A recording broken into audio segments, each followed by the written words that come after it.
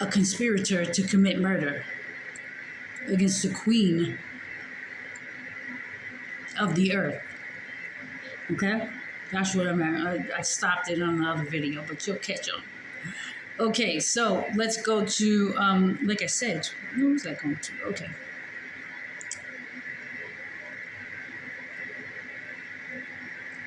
Forgiving more. Okay, let's find it.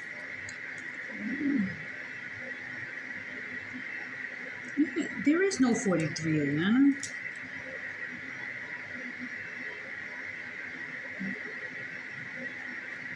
Oh no. What is this?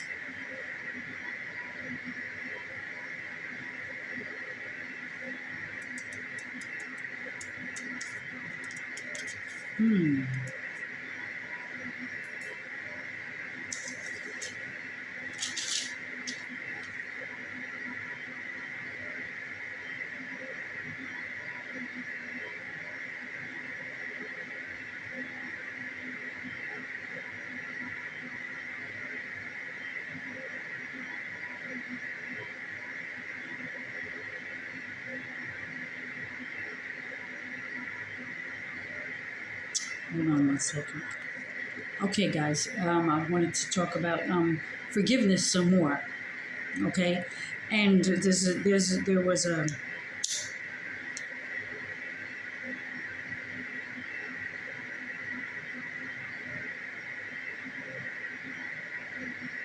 okay, anointed by a sinful woman.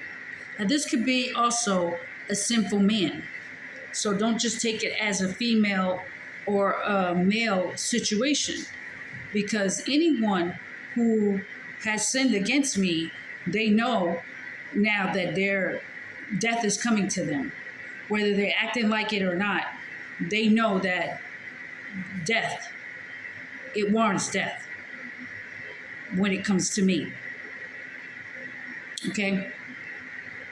So let me go to, this is Luke, verse 36. And anointed by a sinful woman. One of the Pharisees asked Jesus to have dinner with him. So I'm going to put love here. One of the Pharisees asked Love to have dinner with him. So Love went to his home and sat down to eat. When a certain immoral woman from that city heard she was eating there, she brought a beautiful alabaster jar filled with expensive perfume. Then she knelt down behind her at her feet, weeping. Her tears fell on her feet as she wiped them off with her hair. Then she kept kissing her feet and putting perfume on them. When the Pharisees who had invited her saw this, he said to himself, if this woman were a prophet, she would know what kind of woman is touching her. She's a sinner. Then Love answered his thoughts just by thinking. I know what people are thinking sometimes. My dad just let me know.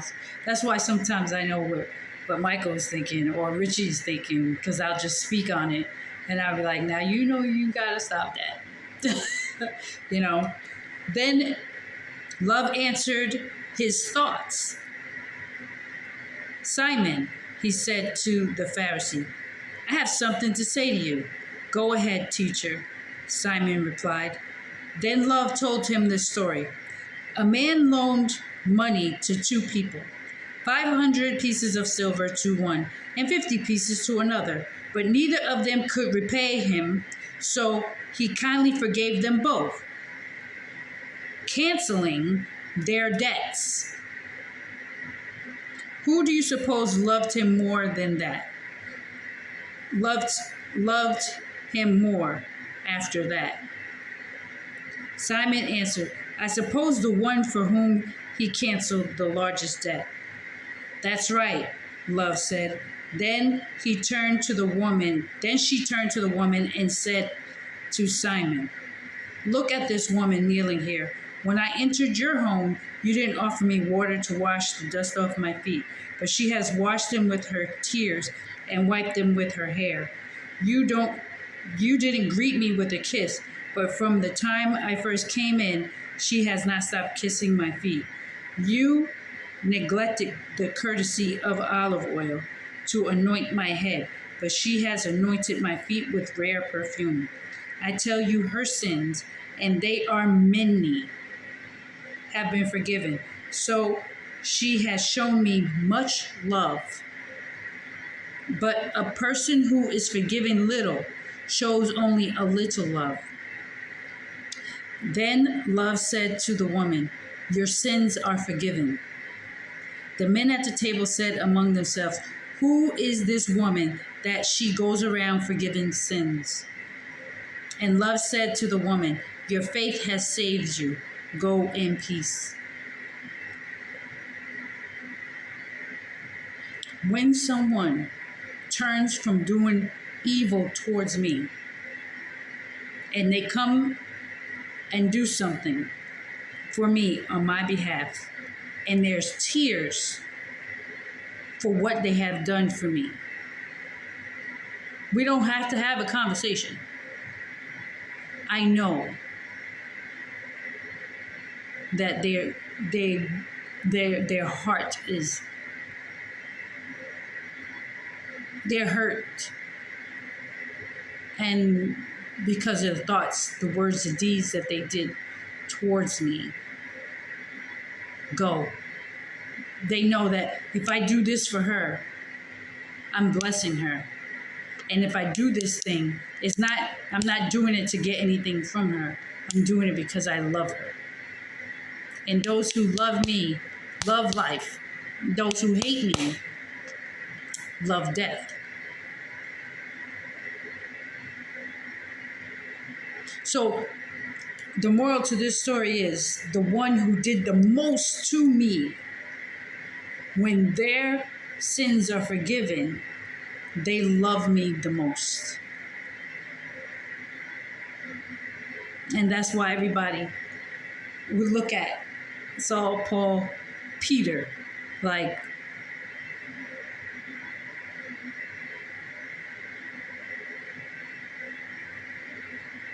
because to take on that hurt, that pain of doing the things that you did to your wife is a terrible feeling.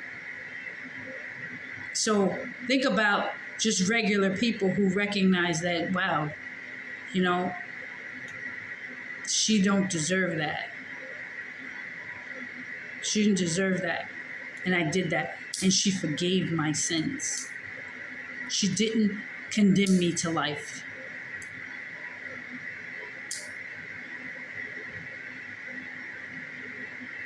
They're going to love me even more.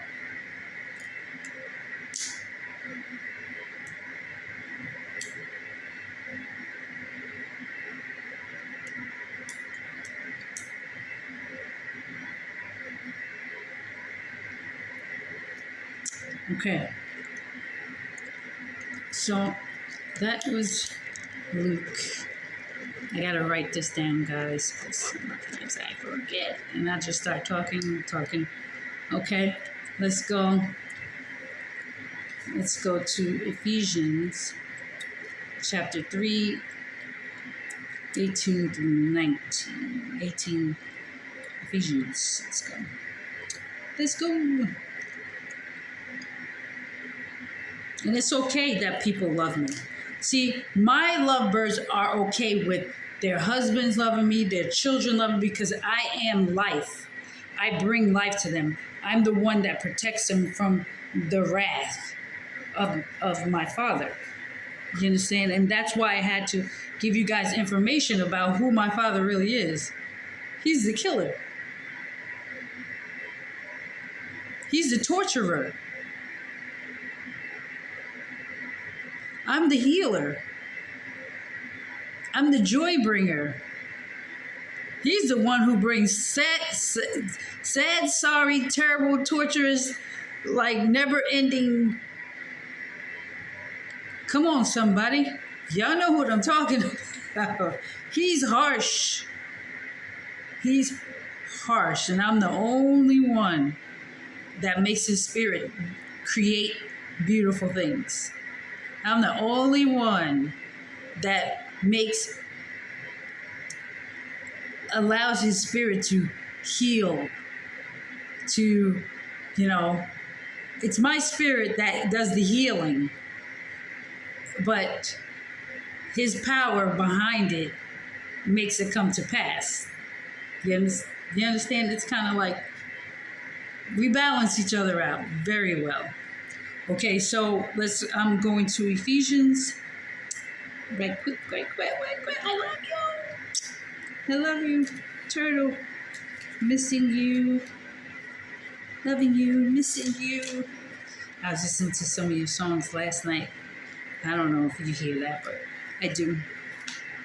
I was trying to listen to the words of some stuff, new stuff, but I don't think there is any new stuff that's on there.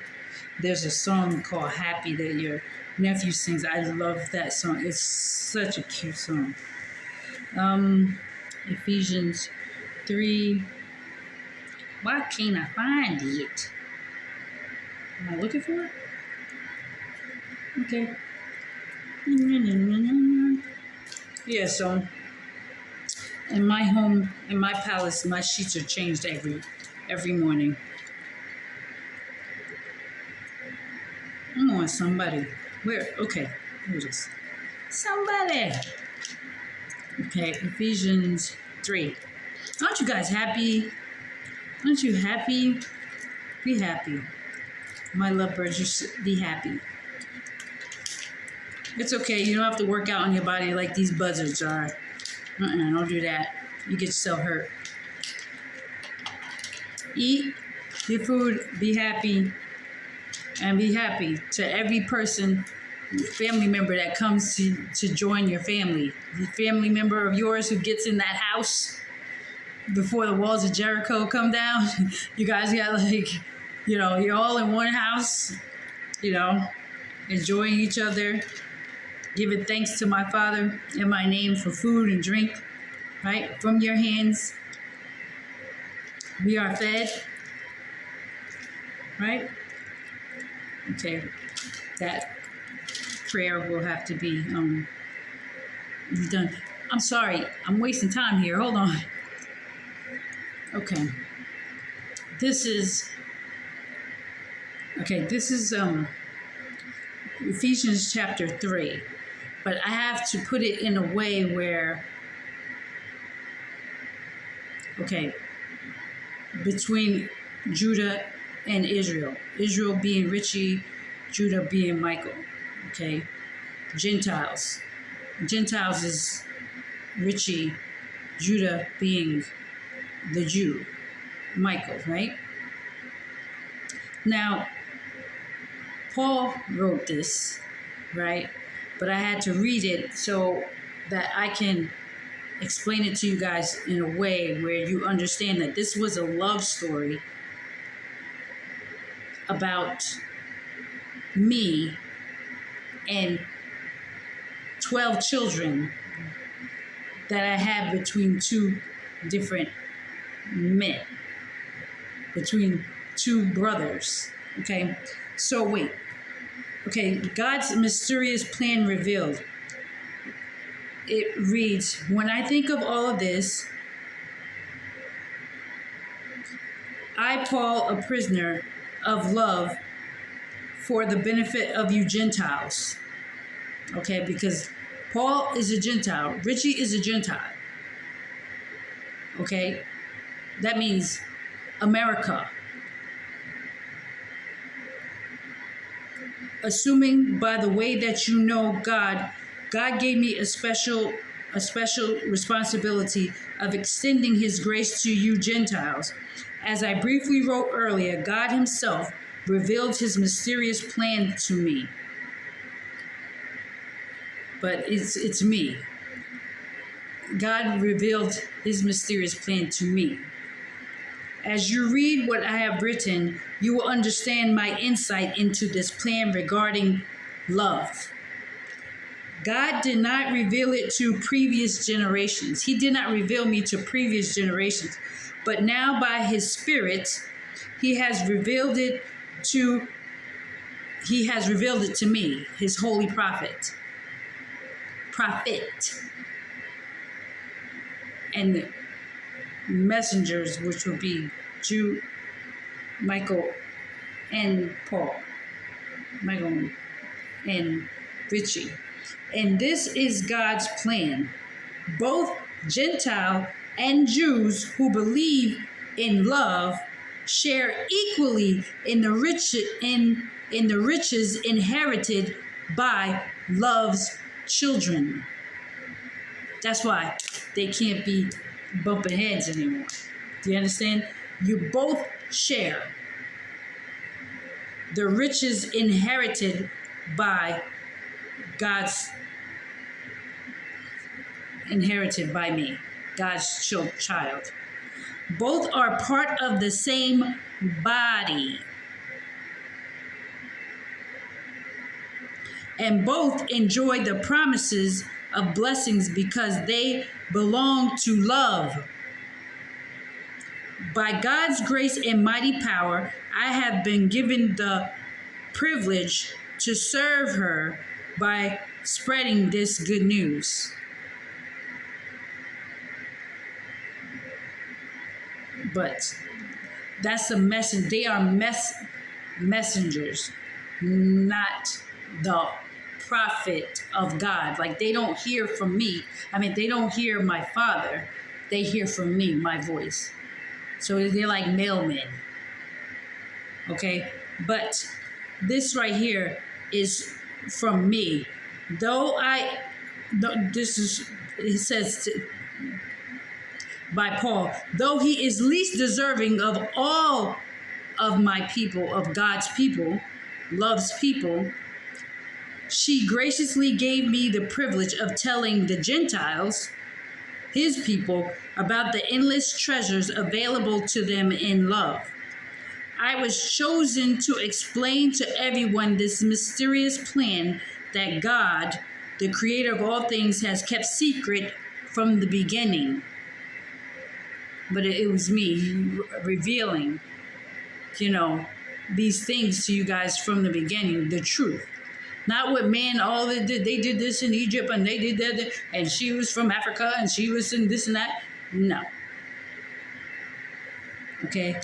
My Father's purpose in all this was to use me to display his wisdom in its rich variety to all the unseen rulers and authorities in heavenly places. This was my Father's internal plan, which he carried out through love, through me. Because of love and your faith in me, you can now come boldly and confidently into my presence. So please don't lose heart because of my trials here, where I am. I am suffering for you, so you should feel honored. What I go through here,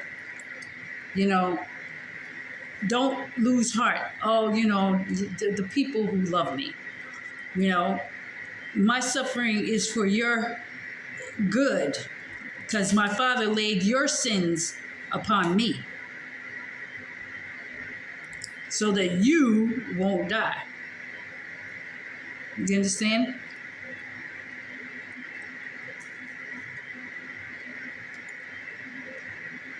And that's where he wrote, I will think of all this. I fall to my knees and pray to my Father, the creator of everything in heaven and on earth. I pray that from his glorious ultimate resources,